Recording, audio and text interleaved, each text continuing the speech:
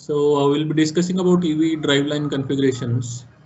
This basically means we'll be focusing on what happens after the inverter, how is the arrangement of the motor and transmission is there in EVs in general, and what are advantages, limitations of such various arrangements.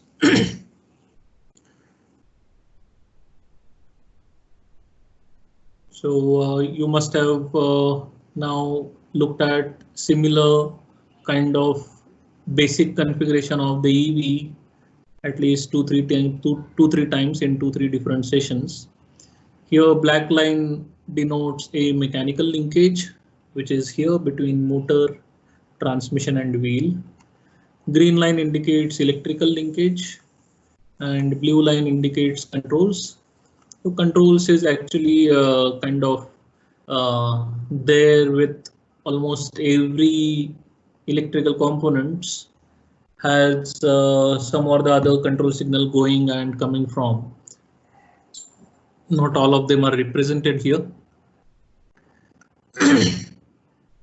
The steering input is taken power steering input, and then there is auxiliary power supply as well, temperature control unit, energy refueling unit, that is charging the onboard charger, battery pack, energy management unit, or also called as battery management system, three-phase PWM inverter, and electronic controller, which is that is what like Tarun talked about a while ago, the VCU. And then we have three-phase AC motor or a permanent magnet motor instead of a AC motor, induction motor. But most of these machines, the vehicles which are the new age vehicles, most of them they are using the permanent magnet motors now. Earlier the trend was of the induction motors because of good efficiency graphs and because of the good power output with respect to weight, and obviously the brushless operation of the induction motor gives an advantage over any other type of motor which is having brushes. The DC motors which are coming up, they have advantage of having very good efficiency, even better than the induction motors, a good efficiency band, and at the same time their initial torque is quite good, and that is why induction motors are being replaced with permanent magnet motors now. In permanent magnet motors you have IPM or PMSMs and then BLDC motors as per the application type. Then we must have discussed about mechanical transmission in again at least couple of sessions before this, and the things about this which we talked most of the times, this is a fixed gear ratio transmission, or it is also called single speed reduction transmission. Most of the times it is reduction, like almost 100% of the times it is reduction what is happening. So the speed of the motor is higher than the speed of the wheel. And the reduction is taking place here in the mechanical transmission. The transmission in most of the EVs is single speed transmission. Single speed means it does not change the gear ratio. The other type of the transmission is called multi-speed transmission. The multi-speed transmission has multiple gear ratios. So like what we use with IC engine vehicles, most of the IC engine vehicles, they have multi-speed transmissions, almost all of them. And that is because of the efficiency and the peak efficiency and peak torque of the IC engines happens to be somewhere in the middle zone of the whole RPM range. And if you want to have a good torque at various speeds, then you need to change the gear ratio so that the RPM which is perceived by the engine and RPM which is available at the output of the whole transmission, they are different. So the RPM which is perceived by the engine is always at better torque. So that gives a higher torque at various speeds. So once we discuss this, we need to consider, while looking at various drive lines, we need to consider performance criterias, then economic criteria, the complexity of the whole design, whether how much time and efforts go to design and R&D of the various things, packaging and so on. On performance side, basically controllability of the whole thing. So if I have a motor controller, which is like if I have a gear shifter, let's say, and then I have better controllability, or if I don't have the gear shifter, the controllability is better. Whether the responsiveness of the whole drivetrain, how is it? So if I have a motor which is placed at different locations, then the responsiveness will be different.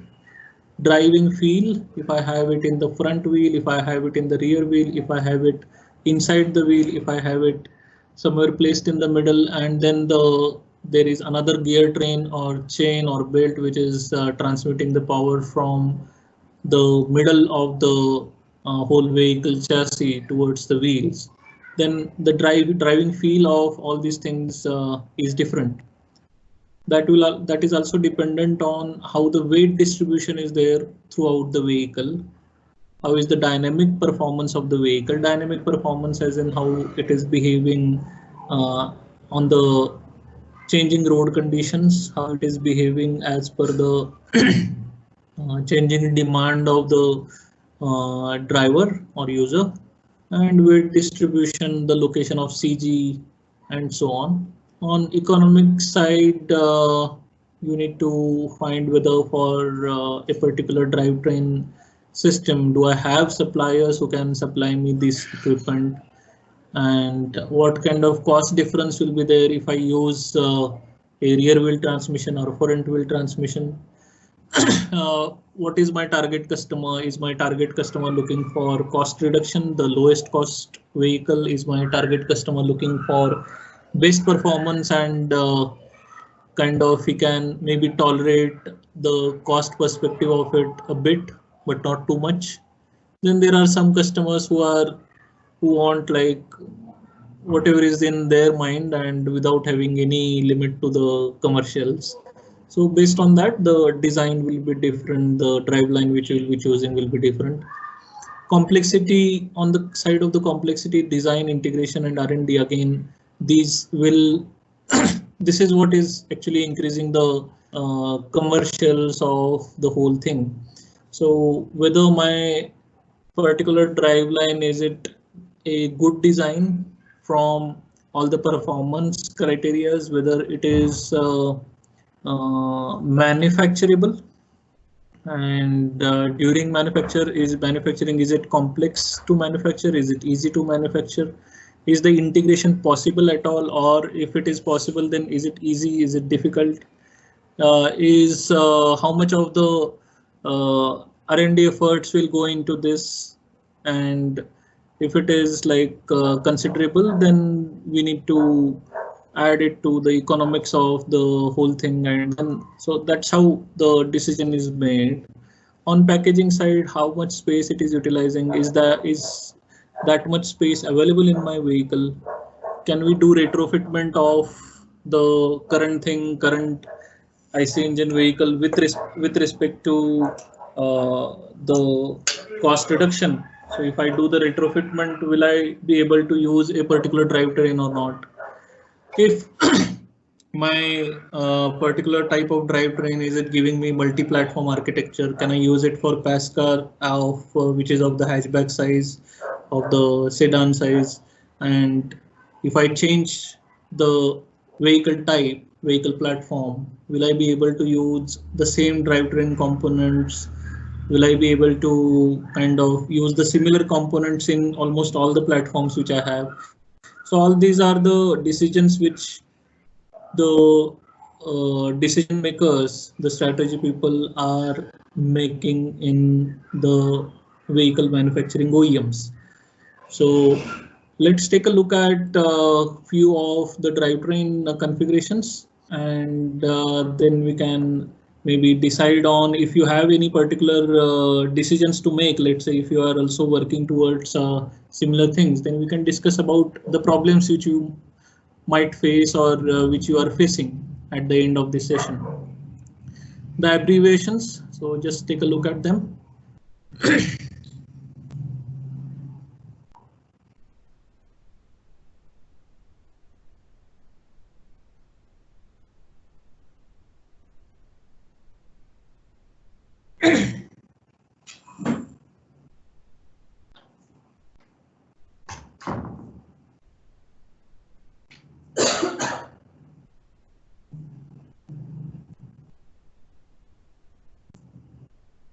For the people who don't have any background of vehicle engineering, then FWD front wheel drive means the front two wheels or single wheel is driven.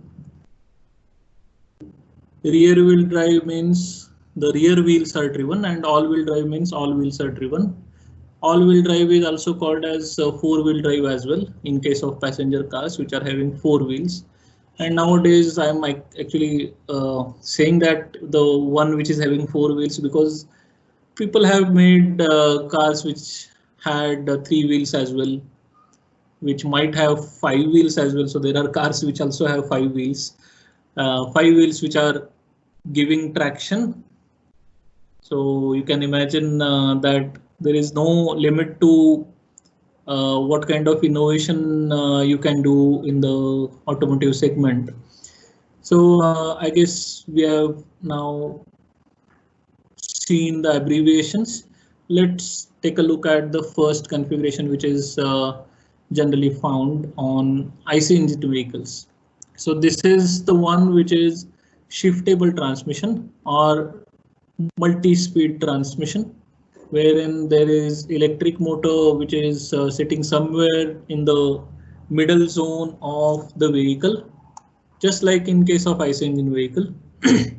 And placement of engine or motor in this case does not matter much, because we have seen engines which are placed on the rear side, engines can be placed on the front side. But what we are currently looking at is how the engine is connected to the wheels. So in case of multi-speed transmission, there has to be a clutch which will enable disengagement of the motor shaft with the transmission shaft, and it is necessary because motor shaft, we are now having a motor shaft which is running at some speed, let's say, and if my transmission, I want to change the speed of the transmission, I need to take the speed of the transmission down, the gears in it to a lower level, so that the shifting is easier, and that's why clutch is there in between. If I try to switch the gears without pressing the clutch, you must have seen that there is a kind of cluttering noise which the gearbox makes, and this happens because the engagement of the gears may not be proper. So that's why there is a clutch in between, and then after transmission you have differential, and then we have the axles shafts which are connecting to the two rear wheels. So in this case, while kind of looking at all the configurations which are possible, we will be concentrating on four-wheel systems only, and then similarly the other systems can be taking reference from the similar drivetrain. Similar limitations and advantages they will also have if we have, let's say, six-wheel system or two-wheelers as well. A similar kind of limitations they will also have. So in this we have manual shifting. It is not used in, generally it is not used in passenger vehicles for EV applications.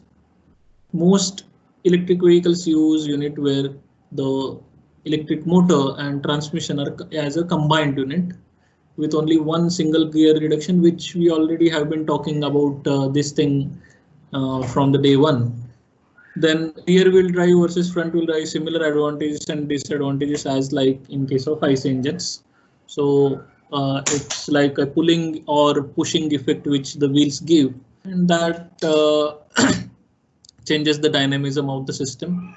At the same time, where the engine is placed and where do I have the maximum traction available. So you might have vehicles wherein the weight is concentrated in the front. So just like the cars which are having engines in the front, the weight is concentrated in the front. So if you have the wheels which are driven wheels, if they are in the front, then you have better traction, because on the rear side you have lesser weight.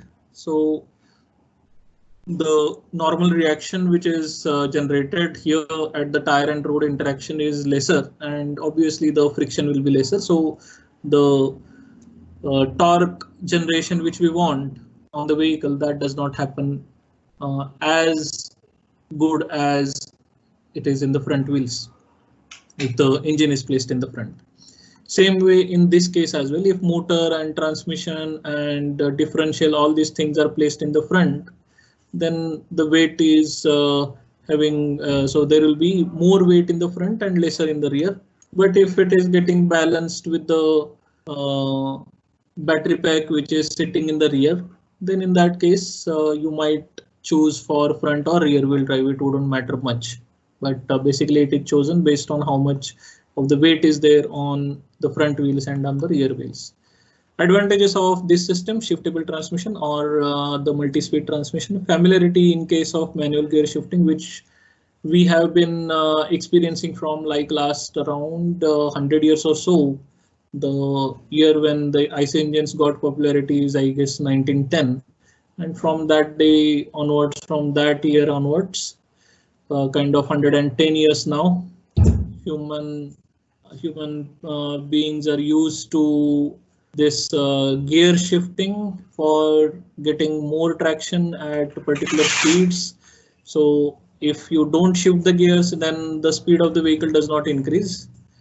If you don't shift down the gear, then the torque does not increase, like that. So we have been having a very good familiarity with this gear shifting type of systems.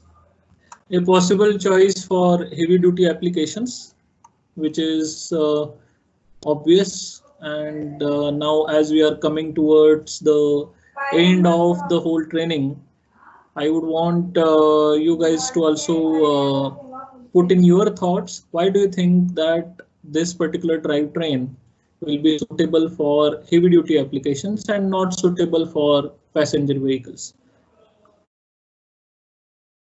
Which is having fixed reduction ratio. So wherein we can call this a single speed transmission. No ability to manually select the ratios.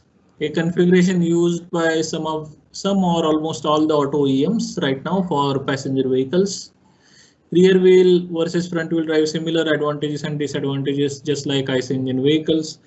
And so as you can see, the difference between the first and second configuration is that clutch is gone because there is no shifting now, and also the gear shifter will be gone from the cabin of from the passenger cabin. So there won't be any gear shifter now. And whatever shifter you might see in these types of vehicles, that is just changing the mode. So whether it is in economy mode or sports mode, power mode, like that.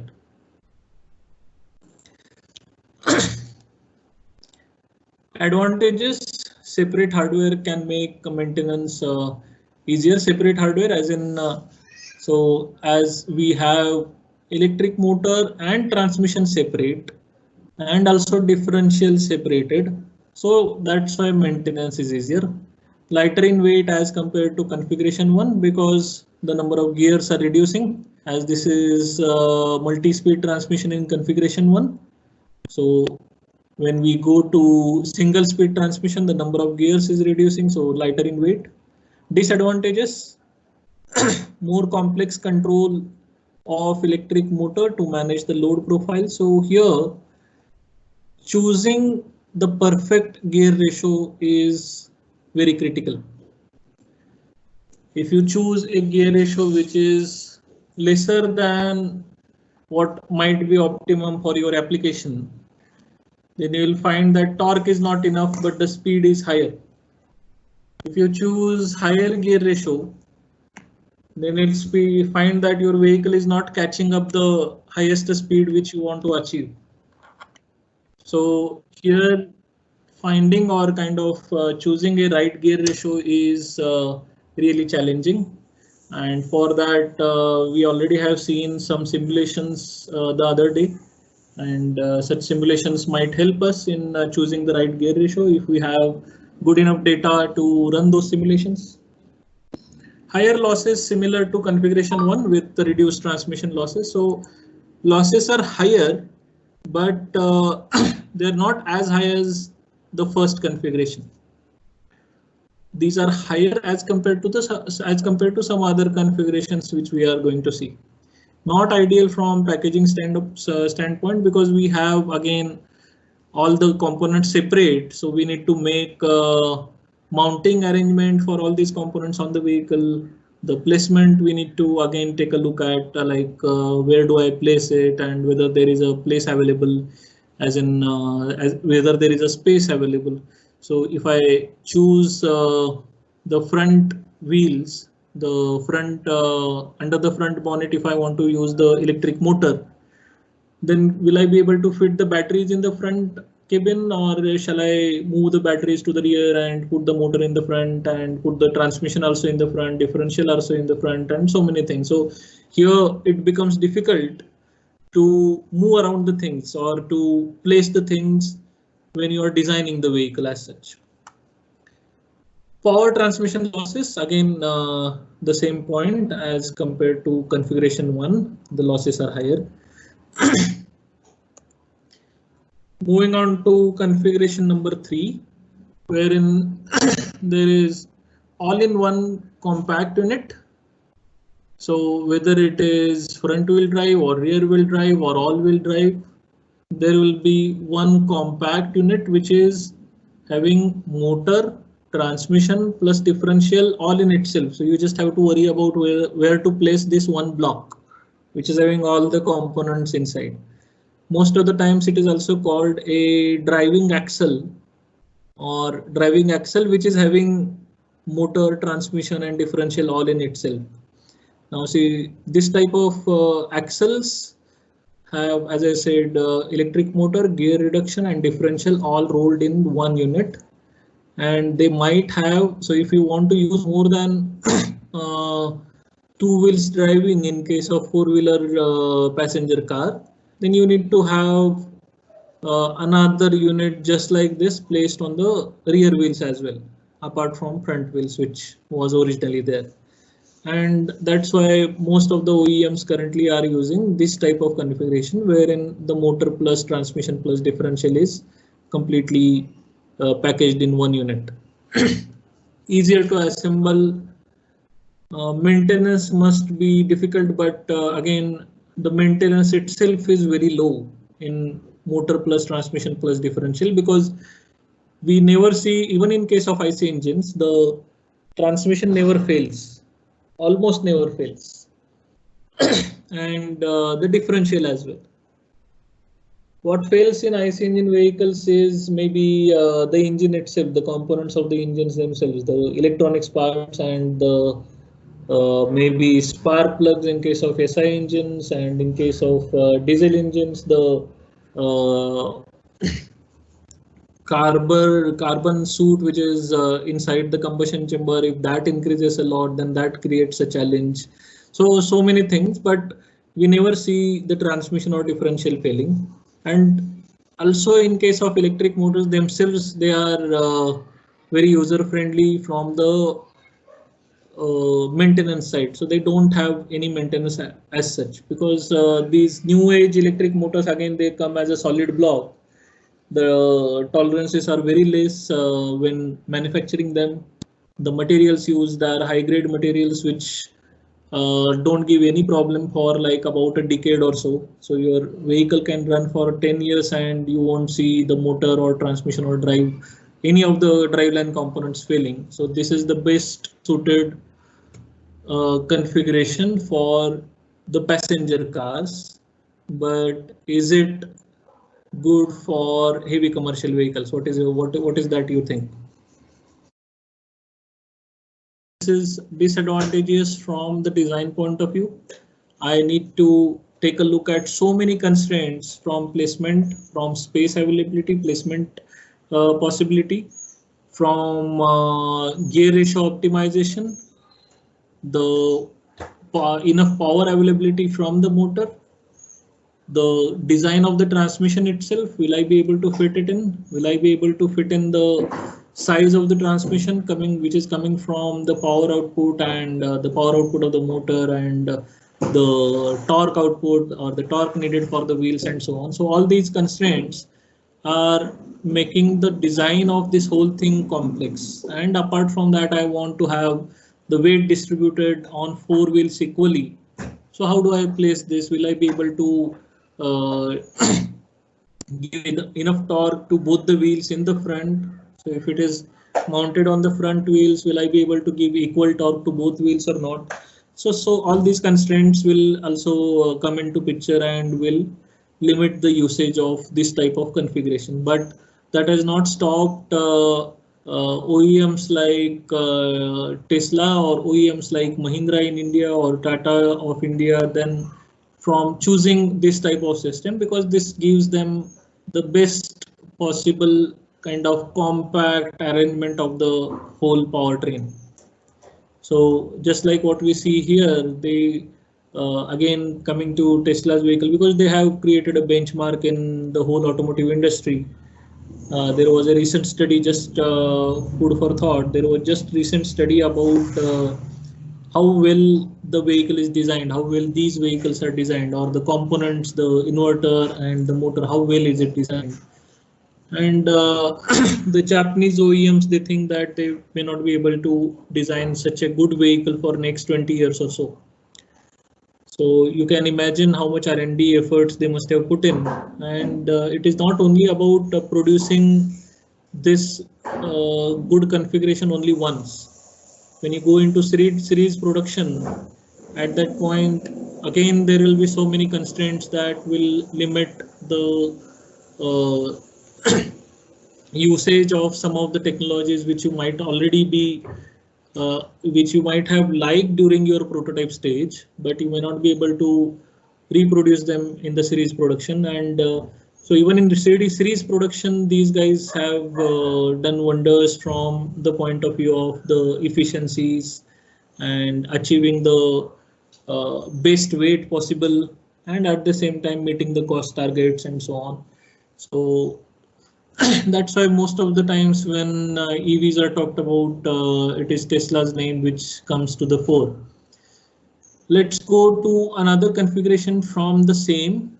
So there can be 2-speed transmission in the rear and single-speed transmission in the front. So this type of vehicle also can be built. This was just one unique example of one EV, and the name is also written here, Porsche Taycan.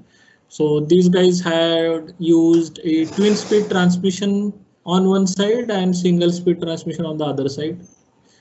And the twin-speed transmission changes the gear ratio once the speed crosses 62 miles per hour or 100 kilometers per hour, let's say. Can decouple rear axle via clutches to have only front wheel drive as well.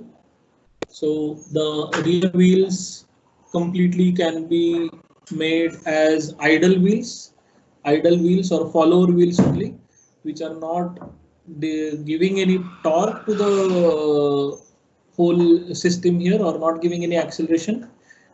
And that also can be done if I decouple the rear axle using clutches. Disadvantages of this system: wider bandwidth of efficiency. Advantages of this system: as you have 2-speed transmission, you obviously will have highest torque possible and highest efficiency possible. Both the ends are met. Reduced stress on the motor in performance mode. So if you are in the performance mode wherein you need very high torque initially and high speed and moderate torque in the highest speed demand type of load case. In that case, the motor is having reduced trace as compared to the single speed transmission type of systems. On demand all-wheel drive system is also there, so that gives another advantage.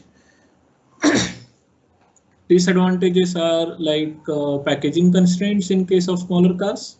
You may not be able to fit in a multi-speed transmission, may not be able to put in two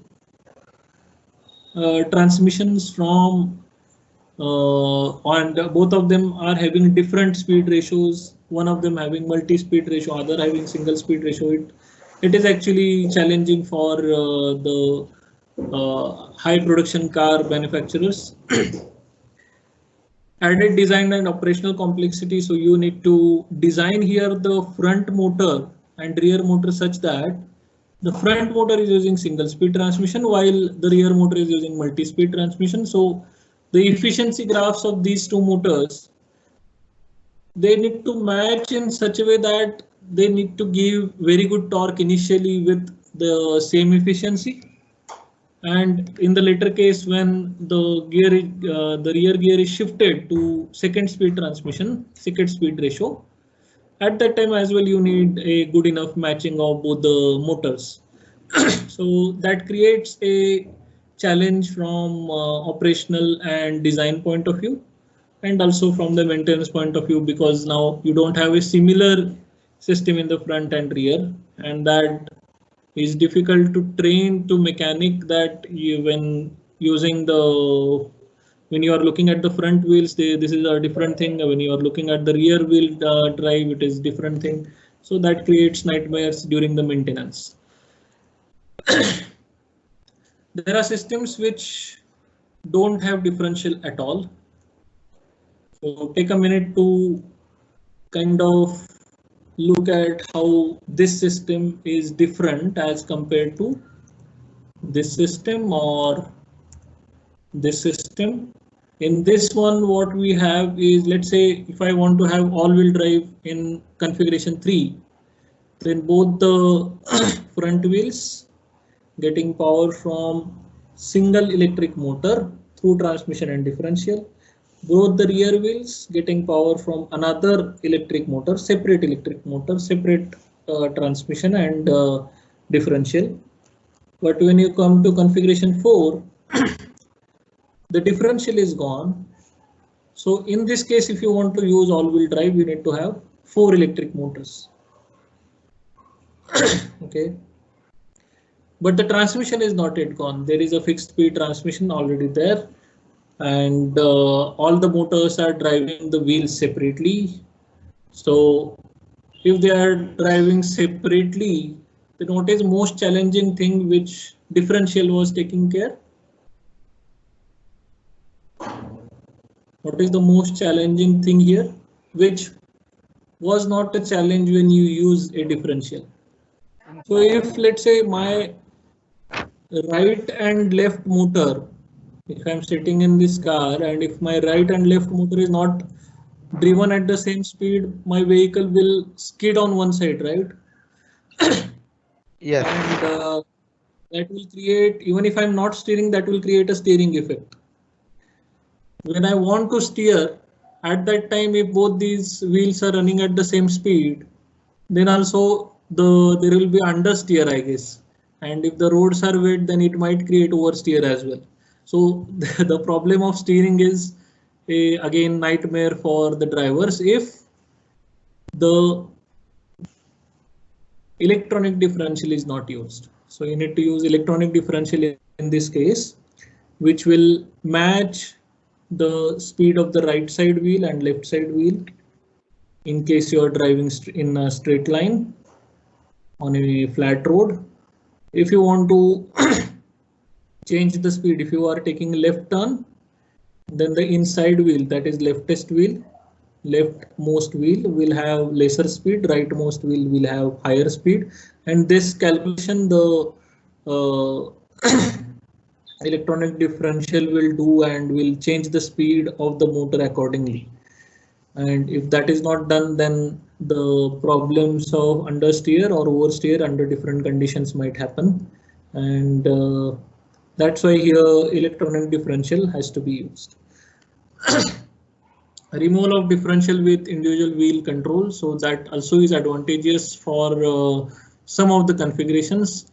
Let's say if you want to have very good, very high torque and very high power, and you cannot fit in the motor which is having higher diameter or higher length, then you can just use smaller motors on separate wheels and have the similar higher torque and higher power output.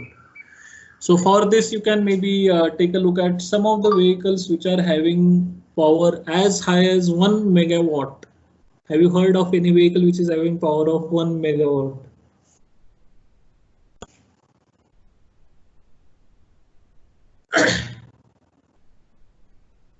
What is the highest power of There the was one electric motor? on the YouTube we saw one megawatt vehicle which was tested on the YouTube. It was there 1 megawatt vehicle racing. Okay, the company is called Rimac, RIMAC. They have a vehicle in proto stage currently, which is having 1 megawatt motor output. So they are also using multiple motors, because in single motor, if I want to do that, then the diameter of the motor will be very high, or the length of the motor will be very high. So you just need to break it apart, make two motors of I guess they have made it of 350 each, or 400 watt, 400 kilowatt each in the rear, and 100 kilowatt each in the front. And we are still struggling to handle more than 10 kilowatt here in Indian scenario. The power which we are currently having for e-Tigor, do you know what is the motor power? Yes, it is close to 30 kilowatt. For E2O, it is lesser. The nominal was, I guess, 9 kilowatt, and peak is somewhere close to 20 kilowatt. For Verito, it is highest is, I guess, 29 kilowatt or something. And for Tigor, it is little bit higher, close to 30-35 kilowatts. Showcased by this company. Now, each wheel integrates a motor, steering actuator, suspension, and braking right inside the wheel, controlled by a drive-by-wire system. So all wheels are driving, all wheels having motor and motor at their wheel hub.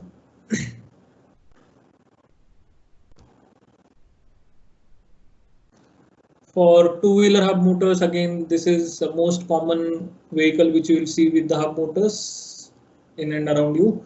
So in the area where you live. Now here the advantages are compact unit, no need of chain or belt drive, and that is why it becomes economical due to scale and popularity.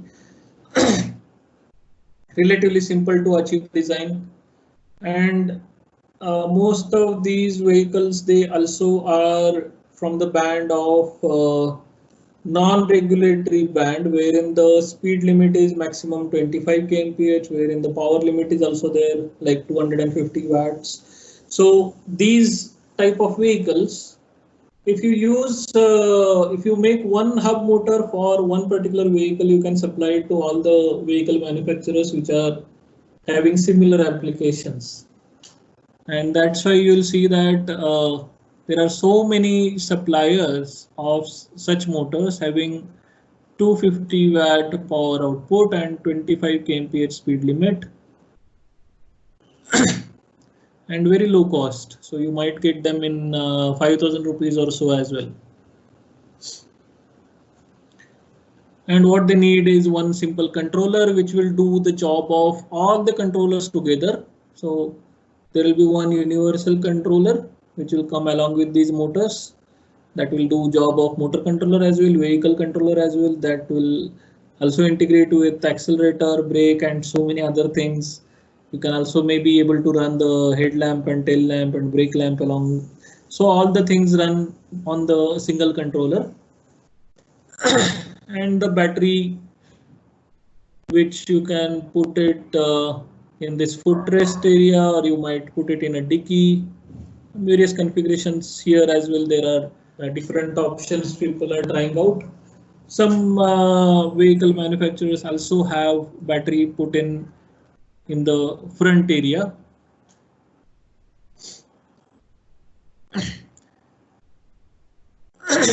Disadvantages: not suitable for high performance or where heat generation and dissipation is a challenge. So here, if I use this type of system, then there is also another challenge of making this wheel motor IP67 or 68 rated or waterproof.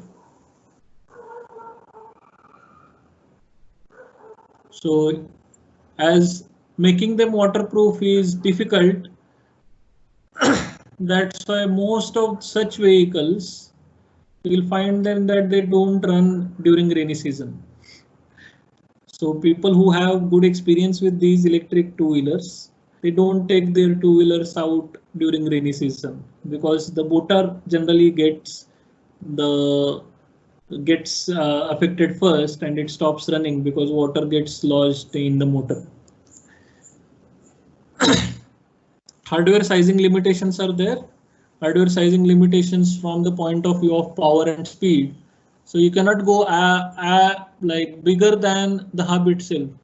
So if hub is let's say having diameter of 0.4 meters or 400 mm dia, then you cannot go beyond that for a particular type of vehicle. If it is bike, then you cannot go beyond maybe about 1 meter or so.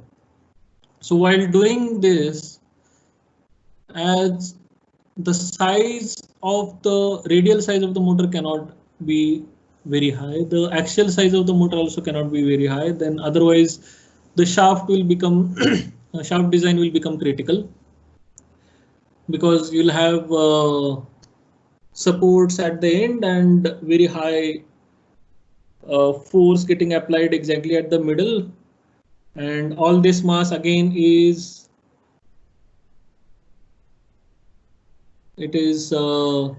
unsuspended mass. So if it is unsuspended mass, in that case the ride quality is bad, and it is also bad for the motor itself.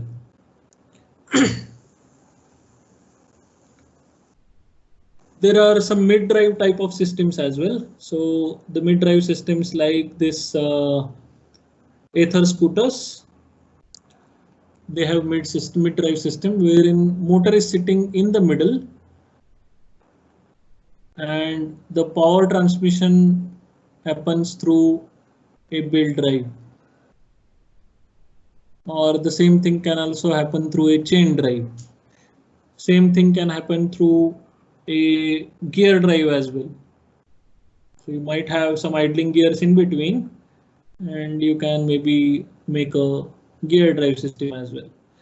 You can also maybe use some kind of